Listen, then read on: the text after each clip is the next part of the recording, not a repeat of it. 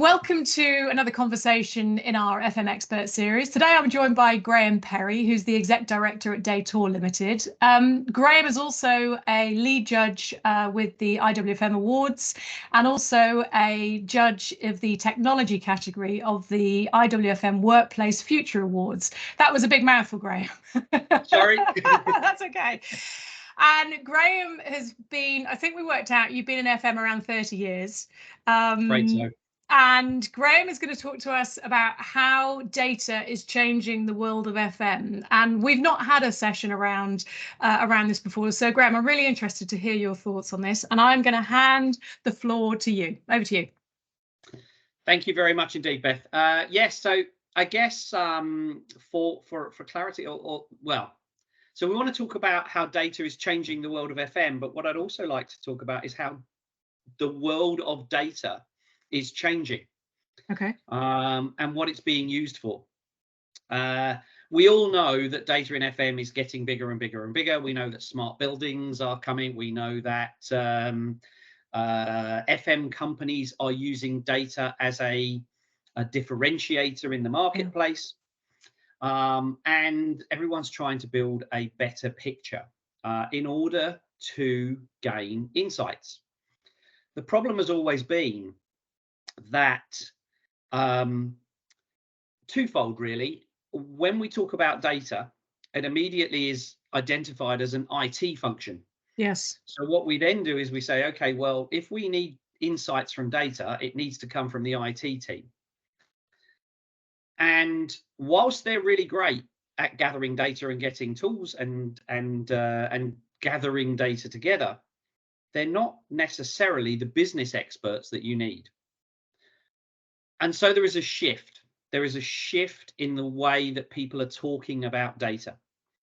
And let me pause you. Remember where you are. Let me pause you there just to explain to the listener. When you say data, give us some examples of what we're talking about here. So it's anything and everything, really. So, for example, some of our clients, we take information from their operating platforms. We take information from energy metering. We take information from access control systems, from IoT devices that are measuring all sorts of things inside of a building and outside of a building, from license plate recognition systems, from catering systems, from CAFM systems, from BMS systems. The number of data, and that's just excluding things like the normal stuff like your finance package, your operating platform, your mobile data capture platform,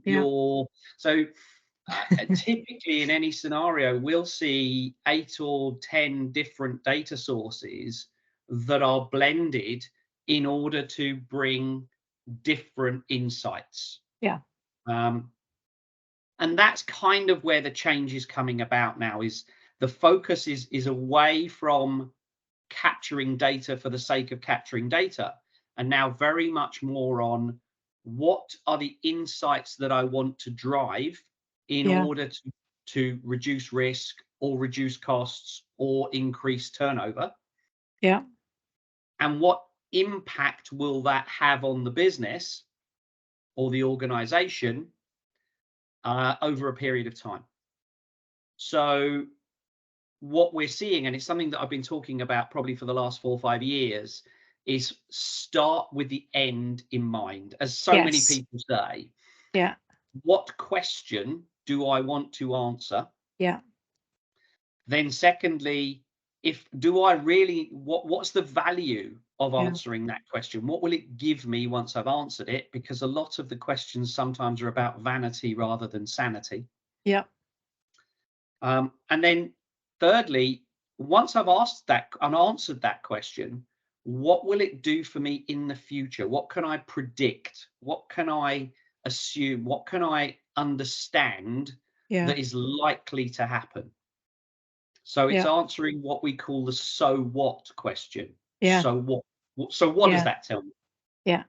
And that's what we're seeing now is this move away, particularly in America. We're seeing a move away from data analytics and and data being the insight domain of the IT department, and actually becoming more of an insight specialist role that reports to the CFO or reports to the board, and their directive is find savings, reduce risk, increase revenues. And you know what data has always done in FM is it has justified what we do. It's justified why we're spending money. It's justified if we brought in a change, the difference that change has made, because we could measure it before and we could measure it after and see the tangible difference. But I like the reframing of it, which, like you say, is about focusing on the kind of the insight and the so what of it. I think that's really important. Yeah, I mean, we've seen clients that have said, okay, well, our data's rubbish. So what we're going to do is, before we do anything else, we'll gather it, clean it, cleanse it, prepare it. And 2 or 3 years later, and several hundreds, thousands of pounds or millions of pounds later, they've got a massive data warehouse with lots of clean data that they actually don't have a clue then what they're going to do about it. Yeah. And only then do they start thinking about what impact can that make. And what we've always said is, no, start with the impact, get 2 or 3 bits of data, get that value immediately, and then look at the next impact. Let's look at the next impact.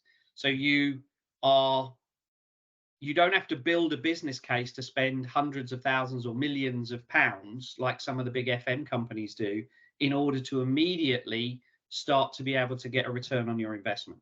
In fact, we offer a 90-day guaranteed return on investment, because pretty much every client we've ever worked with, sometimes within a week, we can give them the entire cost of the program back.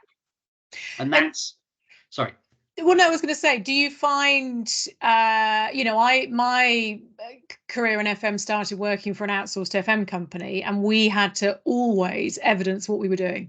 Hence, the data and the measurement and the stats and all that stuff was really important, because it was proving that we were meeting the SLA. Do you find that the people who are most interested in this are on the supply side, on the sort of service partner side, compared to the client side? Or do you find, with the way the world is changing and in terms of ESG, clients are just as driven as suppliers on this? Is there a difference?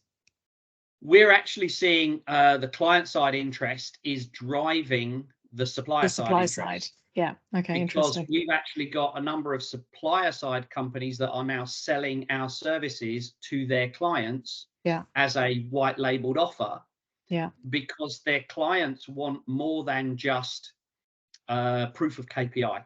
Yeah. And that was always one of the big issues with FM was, okay, what are my KPIs? Right, I need to make sure that I'm hitting those. And by hook or by crook, I am going to generate some Excel spreadsheets that when I do that quarterly session, I've hit my KPIs. Yeah.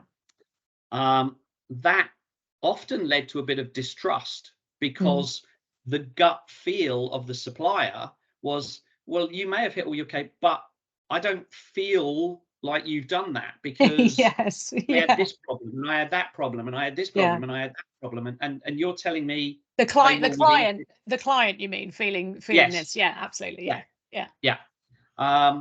Which is why we had that sort of shift to outcomes based rather than KPI based. And then we've seen a shift back to KPI based, and a mixture and merger in between.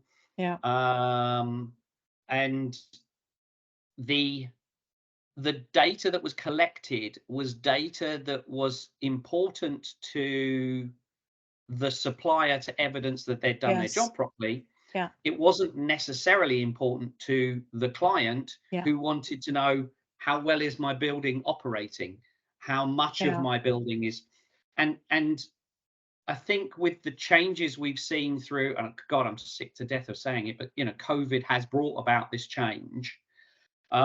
We're now seeing people saying, or end users saying, well, how am I going to use my building more effectively?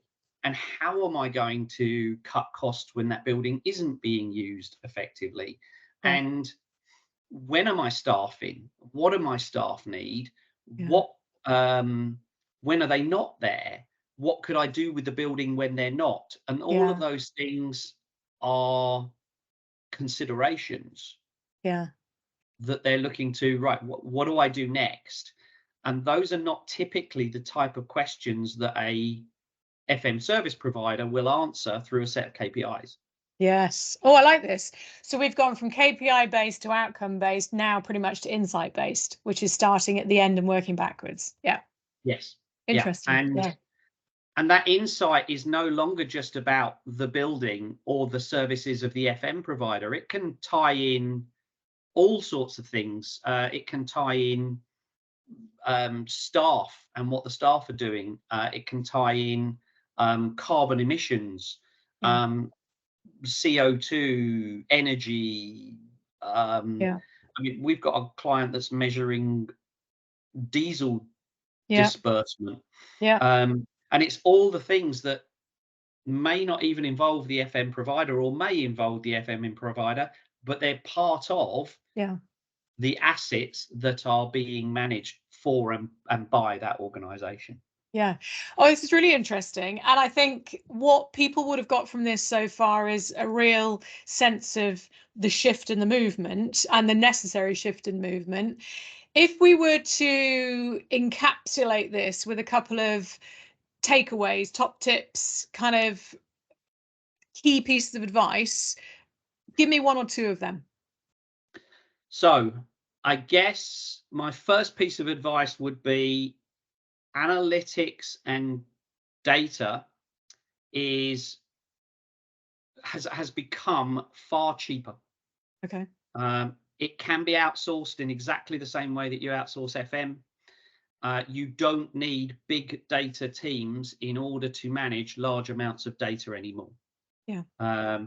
And therefore, smaller organizations, smaller FM providers, smaller or what we call forgotten functions within a large organization. So when you've got a big data team in a big business, they tend to focus on what the core activities are and not necessarily what the built environment activities are.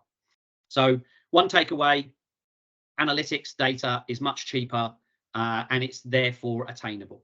Yeah. My second takeaway would be focus on the end, focus on the impact and the answer, not on the data. And it's one where I love the comparative. Someone said once, data is the new oil. Yes, I heard that as well. I think that was, yes.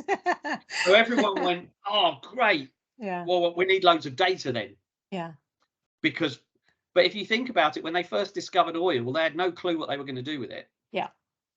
And it wasn't until invention of the internal combustion engine and the fact of converting oil into petrol that all of a sudden oil had a value. And the only reason that petrol had a value was because you put it in a car. And the only reason that that had a value was because you needed to get from A to B. And to get from A to B easier, you bought a sat nav. Yeah. So if you think about it, actually, the value of oil is from getting from A to B. And I know some people will say, well, actually, we make carpets out of it and there are plastic products and blah, blah, blah, blah, blah, blah, blah. But in this analogy, I want to get from A to B. Yeah. And that's what I should focus on. So start with the why. Yes. Yeah. Start with the why and the so what. Yeah. Because the why will give you immediate value, but the so what will give you longevity. And listen, this is also for people who've just got an Excel spreadsheet, who don't have the size of teams you're talking about, who just think, right, what do we need to have here? You know, it doesn't always have to be about spending loads of money, does it?